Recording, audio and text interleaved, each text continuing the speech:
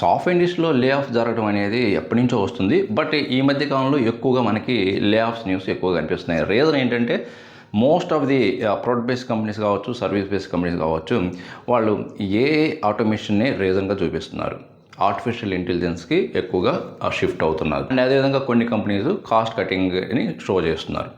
And కొన్ని companies మేమంతా కంప్లీట్గా రీస్ట్రక్చర్ చేసుకుంటున్నాం ఆర్గనైజేషన్ అనేది కొంతమంది చెప్తున్నారు. సో ఎనీహౌ రీజన్ ఏదైనా లే ఆఫ్ జరగడం కామన్ అయిపోయింది.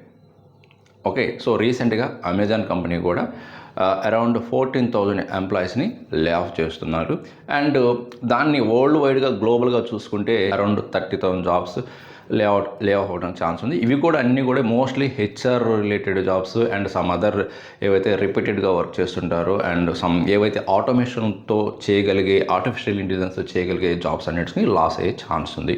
ఎలాగ మేము సర్వైవ్ అవ్వాలంటే ఒకటే పాయింట్, మీరు ఏఐ స్కిల్స్ కానీ, క్లౌడ్ కంప్యూటింగ్ కానీ, డేటా అనలిస్ట్ కానీ ఇలాగా ఏవైతే మంచి డిమాండ్ ఉండేవి అండ్ ప్రజెంట్ కరెంట్ ఇండస్ట్రీకి మ్యాచ్ అయ్యే స్కిల్ సెట్ని మనం నేర్చుకొని అప్గ్రేడ్ అయ్యి, సో మన స్కిల్స్ వాళ్ళ రిక్వైర్మెంట్కి మ్యాచ్ అయ్యేలా ఉంటేనే మనము సర్వే అవ్వగలుగుతాం ఇప్పుడున్న సాఫ్ట్వేర్ ఇండస్ట్రీలో. ఫ్యూచర్లో కూడా many companies maybe lay off చేస్తుంటే, ఎందుకంటే ఆటోమేషన్లోకి, ఏఐలోకి కన్వర్ట్ చేస్తుంటారు కాబట్టి ఫస్ట్ ప్రయారిటీ ఏఐకి ఇస్తున్నారు, సెకండ్ హ్యూమన్స్కి ఇస్తున్నారు.